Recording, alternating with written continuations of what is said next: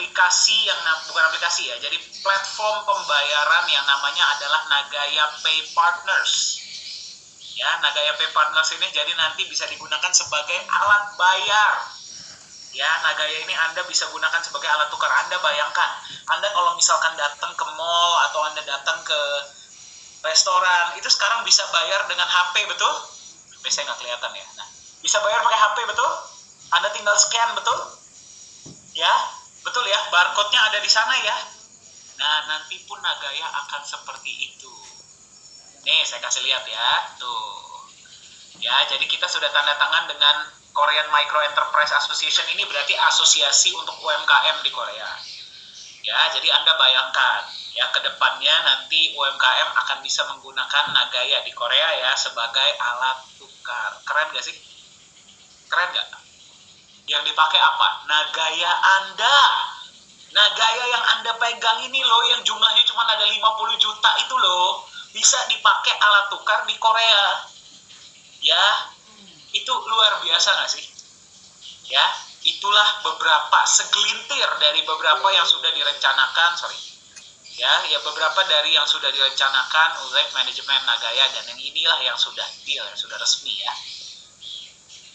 Oke ya, kita kemarin diumumkan di sesi Nagaya Today, Anda bisa lihat ya bersama manajemen di Korea Selatan dan di Singapura. Nah, selain itu kita juga sudah menandatangani kontrak dengan Truzyme Corporation Limited. Kalau Anda naik ke atas ya, ini Anda bisa lihat penandatanganan MOU-nya. Sebentar, harus ke atas dikit, soalnya nyarinya acaranya terlalu banyak ya. Nah, ini dia. Ya, jadi Nagaya pun nanti bisa digunakan sebagai alat tukar di Truzyme. Truzyme ini adalah perusahaan skincare dan kosmetik dari Korea Selatan. Ya, bisa lihat ya. Ini nanti informasinya semua ada di dalam channel Telegram. Ini saya skip ya. Ini penandatanganan MOU. Nah, dihadiri oleh Pak Yohanes Chandra secara online ya. Nah, jadi per sekarang berarti utilitas Nagaya sudah ada 4 yang resmi ya. Oke. Nah, jadi per hari ini harga Nagaya itu ada di 2,75. Ya, akan naik menjadi 2,87 US dollar per tanggal 17 ya. Jadi kalau Anda masih ingin mendapatkan di harga 2,75, silahkan ya, silahkan Anda kontak yang memberikan Anda informasi ini agar Anda masih bisa dapat di harga sekarang ya. Nah, saya juga mengajak Anda untuk ikut Nagaya Hodler Indonesia Group. Ini grup juga dari manajemen ya. Di sini tapi Anda bisa ngobrol ya, bisa tukar pikiran, bisa berbagi pengalaman ya, ketemu dengan holder-holder Nagaya di seluruh Indonesia ya. Nah, ini kita ada promo kaos. Ini keren banget ya. Nah, Anda sudah sempat lihat ya kaos To The Moon yang sempat dikenakan oleh beberapa manajemen dan holder-holder Nagaya. Sudah sempat lihat ya? Sudah sempat lihat ya? Nah, sekarang Anda berkesempatan untuk mendapatkan kaos yang sama ya. Ini ada promonya. Anda silahkan ikuti. Ya, ini terbatas ya. Anda lihat ya, dikenakan juga oleh CEO Nagaya Pak Yohanes Chandra dan beberapa holder-holder termasuk saya ya. Nah, ini kaos limited edition ya. Ini saya nggak tahu kapan akan ada promo kaos ini lagi ya, tapi silahkan Anda masih bisa mendapatkan kaos ini ya. Jadi promonya saya nggak tahu, hanya ada 100 pieces ya, hanya ada 100 kaos yang dibagikan oleh holder di seluruh Indonesia yang berdomisili di Indonesia. Jadi silahkan ikuti ya, silahkan lihat bagaimana cara mendapatkannya ya, atau hubungi yang memberikan Anda informasi ini agar Anda tidak ketinggalan. Ya, terus ingat ya, kalau yang sudah dapat kaos dikenakan, kaosnya dikenakan, foto terus kirim ke kami, foto-foto yang paling menarik nanti akan kami posting di sosial media. Setuju? Setuju? Setuju. Oke, ada yang nanya, Pak, bagaimana cara beli kaosnya? Oke, mohon maaf, kaos ini tidak dijual. Ya, hanya bisa didapatkan. Waduh. Jadi, kaos ini tidak bisa didapatkan dengan rupiah atau dengan dolar atau dengan currency apapun, hanya bisa didapatkan dengan Nagaya. Oke. Ya, nah, jadi silahkan ya hubungi yang memberikan informasi ini atau kontak kami di manajemen. Kami akan membantu Anda untuk bisa memproses ya. Oke, informasi sudah diberikan ya di dalam chat. Jadi saya ucapkan selamat datang kembali bagi yang baru datang ya. Oke, sekarang saya mungkin akan mencoba menjawab beberapa pertanyaan ya yang sudah masuk. Kalau ada beberapa pertanyaan yang belum terjawab, mohon maaf ya karena keterbatasan waktu. Kita perlu malam Sabtuan hari ini. Ya, nah tapi kalau ada pertanyaan yang belum terjawab, silahkan hubungi yang memberikan informasi ini atau hubungi kami di manajemen. Kami akan dengan senang hati membantu Anda ya. Oke, baik. Saya mungkin akan mencoba menjawab pertanyaannya satu-satu. Sebentar. Oke, ada satu pertanyaan yang cukup bagus menurut saya. Saya akan rekam ya, jadi ini agar bisa dibagikan juga ke. Recording in progress. Oke, pertanyaan seperti ini. Dengan sangat fluktuatifnya market kripto sekarang, apa yang bisa dilakukan manajemen Nagaya agar harga Nagaya lebih stabil? Oke, ya. Nah, untuk menjawab pertanyaan ini saya akan coba share whiteboard ya. Jadi Anda bisa lebih memahami ya, bagaimana sih, apa sih strategi perusahaan untuk agar ini tidak terjadi. Bisa kelihatan layar saya? Kelihatan ya? Jadi seperti ini. Banyak kripto-kripto di luar sana itu sangat fluktuatif gara-gara mereka itu tidak ada aset yang membackup, tidak ada proyek yang dijalankan, jadi mereka itu hanya aset digital saja.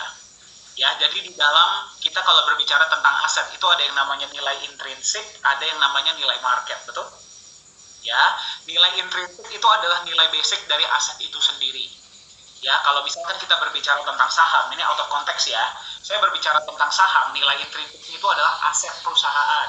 Contohnya adalah misalkan kalau mereka punya tanah, mereka punya kantor, mereka punya mobil atau apapun. Ya, itu termasuk ke dalam aset perusahaan. Itu nilai intrinsik ataupun dari produk yang mereka jual dan sebagainya ya. Itu namanya nilai intrinsik.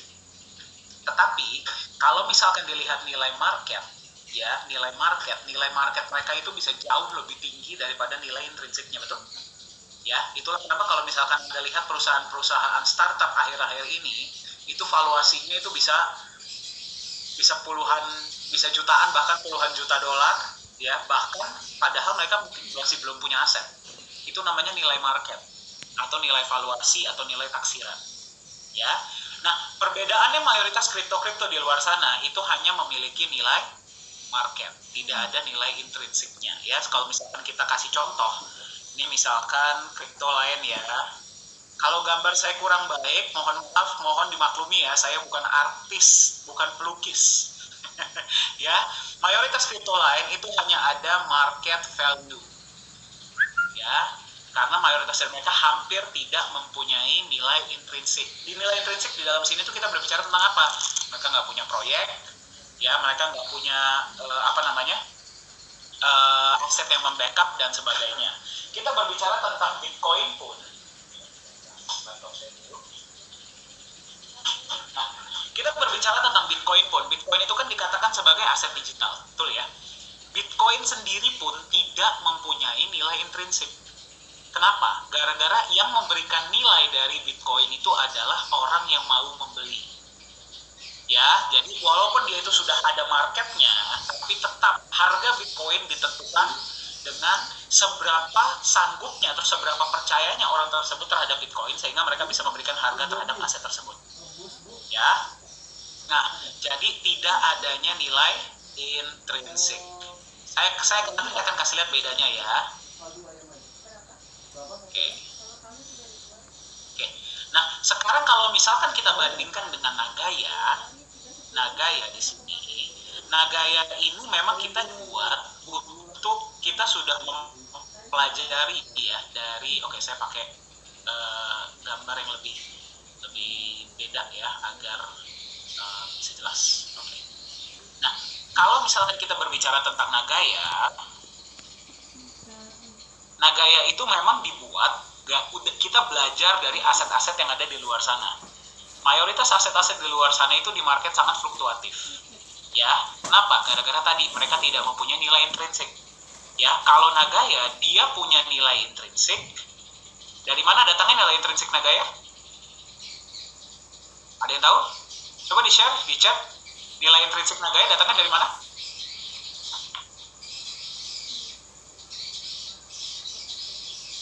Oke, benar ya. Banyak yang sudah menjawab, datang dari emas dan benefit proyek. Kita nggak usah ngomong benefit proyek dulu lah ya, kita ngomong emas saja. Setiap Nagaya di backup oleh sejumlah gram emas. Ya, yang berarti setiap koin Anda, walaupun koin ini digital, ya, dia ini punya backup emas. Ya, yang berarti dia punya nilai intrinsik dan nilai intrinsiknya terus bertambah. Betul? Datang dari proyek. Jadi ada aset aktif, ada aset produktif, dan ada aset non produktif. Aset non produktif adalah emas, aset produktif adalah proyek. Ya, nah, Nagaya punya nilai market nggak? Akan punya. Ya, akan punya nilai market. Nah, sekarang bedanya di mana? Ya, sekarang apa yang akan membuat nanti akan berbeda di market? Ya, kembali, kita bukan fortune teller. Ya, kita nggak bisa memprediksi masa depan, dan saya tidak akan pernah memberikan janji bahwa nilai Nagaya tidak akan pernah turun. Ya, kalau ada yang pernah bilang sama Anda bahwa nilai Nagaya akan selalu naik, tidak akan turun, itu salah, jangan didengarkan. Nilai Nagaya pun nantinya bisa ada penurunan. Tetapi pertanyaannya, kalau turun, dia turunnya seberapa? Ya, itu saja poin pentingnya. Apakah dia turun benar-benar sampai 0? Atau dia turun bisa balik? Kalau dia turun sampai 0, itu namanya pump and dump. Kalau dia turun cuma sedikit, itu namanya koreksi. Ada bedanya ya. Nah, sekarang kita lihat ya. Mayoritas koin-koin di luar sana, kenapa mereka itu nilainya sangat fluktuatif? Karena ada yang namanya ada nilai market. Jadi seperti ini. Kalau misalkan dia lagi naik, berarti sentimen lagi positif ya. Betul ya?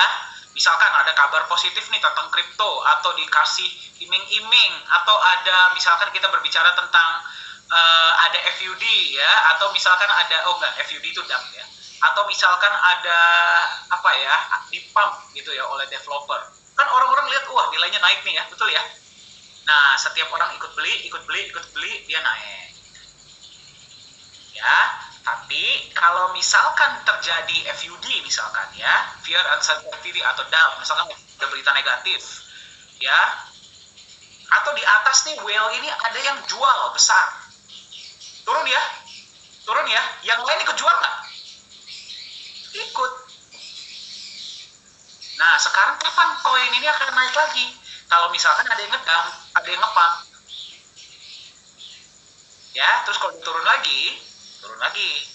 Pertanyaannya, kalau misalkan Anda lihat satu koin yang tidak ada isinya, tidak ada backupnya, tidak ada apapun, utilitasnya masih harapan, ya masih mudah-mudahan ada, belum tentu dibangun atau tidak. Kalau misalkan harga koin di bottom, Anda mau beli nggak? Takut dong, ya. Banyak orang yang bilang justru ketika harga koin lagi turun, harga aset lagi turun, lo beli. Pertanyaannya apa jaminannya tuh aset akan naik lagi? Ya betul kan? Ya saya ngomong kali ya, saya nggak ngomong ngada-ngada. Ini ilmu basic ya, psikologis manusia. Ya kalau misalkan mereka bilang loh, kalau misalkan ini people's power, kalau misalkan kita rame-rame beli, ya kita rame-rame beli, nilainya bisa naik. Ya, pertanyaannya, kalau dia itu koin micin, gampang pumpnya. Kalau misalkan kita ngomong Bitcoin, Anda punya dana sekuat itu untuk ngepump Bitcoin. Yang main udah orang-orang yang asetnya triliunan, kuat Anda anggap. Ya, misalkan Bitcoin lagi bottom nih, harga $3.000, contoh ya, kan pernah tuh waktu itu. Anda masukinnya uang $100, beli Bitcoin, bisa ngepump biar nyampe 60.000 lagi. Mustahil.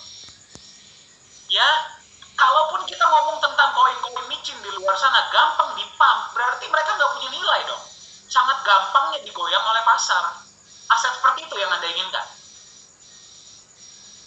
Ya, nah jadi ini saya membuat chart seperti ini karena saya mencoba optimistik aja ya. Tapi biasanya chartnya itu bukan seperti itu. Chartnya seperti ini. Betul? Betul ya? Anda boleh cek deh di market, bener nggak sih yang saya bilang? Sorry, ini kurang lurus ya.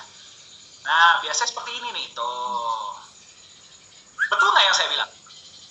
Yang saya ngomong masuk akal nggak? Ya. Nah, gara-gara tidak adanya nilai intrinsik, tidak ada atau sedikit sekali adanya nilai intrinsik. Nah, bagaimana dengan Nagaya? Ya, kembali ya, ini bukanlah sebuah advice finansial. Silahkan Anda konsultasikan kepada yang lebih ahli dan tanyakan lebih jauh kepada yang mengundang Anda. Tapi kita ngomong logika saja ya. Kita ngomong logik. Ya. Misalkan begini, nanti Nagaya sudah di market. Ya. Nilainya pelan-pelan naik. Ya. Terus tiba-tiba terjadilah FUD. FUD itu berarti waduh, market crypto seluruh dunia di ban misalkan. Ya. Itu kan paling parahnya ya. Tiba-tiba di ban di seluruh dunia. Apa yang terjadi? Nilai Nagaya turun nggak? Turun nggak? Turun. Pasti turun. Karena tetap akan ada yang takut, akan ada yang panic sell. Dia jual lah, ya mungkin harganya turun dikit. Nah, pertanyaannya, misalkan backup emasnya udah di sini nih. Contoh ya, backup emas di sini. Anda mau jual di bawah nilai backup emas? Mau nggak? Ya lebih baik Anda kembaliin aja dong ke perusahaan. Betul nggak sih? Lebih baik Anda kembaliin lah ke perusahaan, Anda dapat emas. Ya, berarti nilai Nagaya nggak mungkin dong sampai bottom. Mungkin nggak? Sampai bottom, sampai nol, sampai bawah. Ya, saya bilang sama Anda ya, mungkin. Bingung masuk ya. Mungkin nilai Nagaya sampai nol, ayo. Ya, mungkin banget walaupun peluangnya sangat kecil.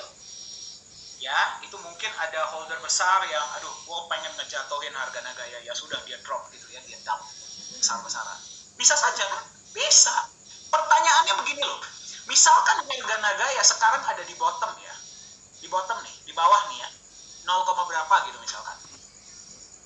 Anda tahu nih, proyek masih jalan.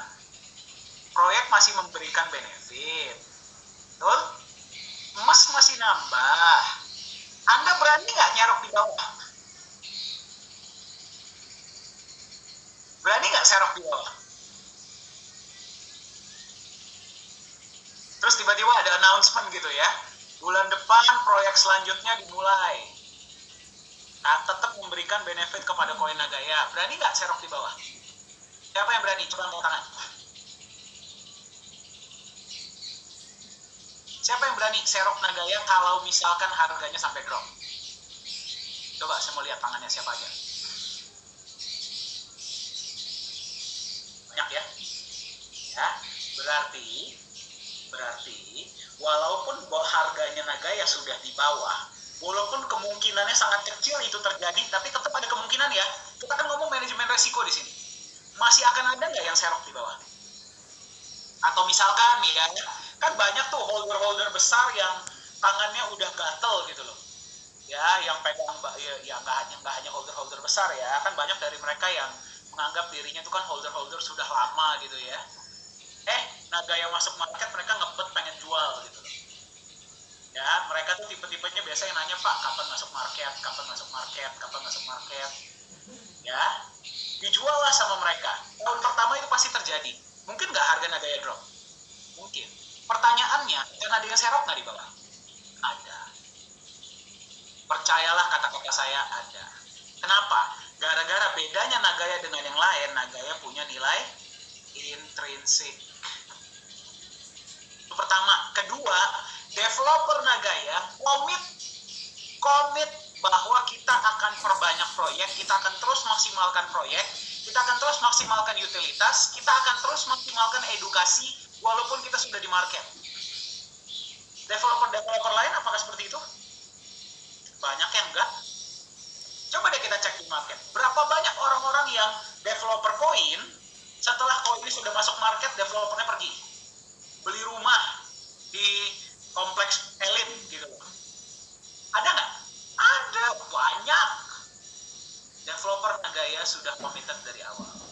Setelah Nagaya sudah masuk market, kita akan tetap perbanyak proyek, kita akan perbanyak utilitas, ya. kita akan tetap maksimalkan edukasi agar holder-holder Nagaya tuh jangan beli kucing dalam karung. Ya, dia tahu apa yang dia beli. Ya, itulah kenapa kita ada Chief Business Development Officer tahun ini. Kita ada Chief Marketing Officer. Kita ada Chief Digital Media, Chief Communication Officer. Apakah kita tugasnya nganggur saja? Kan enggak. Kita semua punya tugas masing-masing. Ya, jadi itulah yang membedakan Nagaya dengan yang lainnya. Ya, jadi kalau misalkan nanti ini terjadi pun, ya walaupun kemungkinannya kecil, itu bukan pump and dump, tapi koreksi, dia akan naik lagi. Nanti jadi koreksi lagi, naik lagi. Itulah harapan kita. Ya, makanya Anda perhatikan, itulah kenapa Nagaya, ya, Nagaya kita bilang kita ini ingin menjadi sebuah aset yang lebih layak diterima sebagai alat tukar, ya, relatif lebih stabil dengan kecenderungan naik, bukannya pasti naik. Kalau pasti naik, chartnya nggak begini, chartnya ke atas 90 derajat, itu nggak mungkin, ya, paham ya? Jadi apa yang membedakan Nagaya dengan yang lain? Nagaya punya nilai intrinsik. Itulah kenapa Nagaya di backup emas, kenapa Nagaya jalankan proyek. Ya, apakah kita backup emas gara-gara kepengen aja? Aduh, ya deh, biar keren, di backup emas aja deh, ya, separuh gitu, biar kekinian gitu. Apa iya gara-gara itu? Ya, ada alasannya. Semua itu ada alasannya. Ya, nah sekarang saya tanya sama Anda, penjelasan saya masuk akal nggak? Nggak ribet tuh. Ya, Anda nggak perlu paham IT untuk memahami ini kan? Masuk akal ya? Jadi percayalah ketika saya bilang, semua aspek di dalam Nagaya, dari emasnya, dari proyeknya, dari utilitasnya, itu semua itu sudah dipikirkan matang-matang untuk bertahun-tahun ke depan. Sampai resiko paling jelek pun, kita sudah ada manajemen resikonya.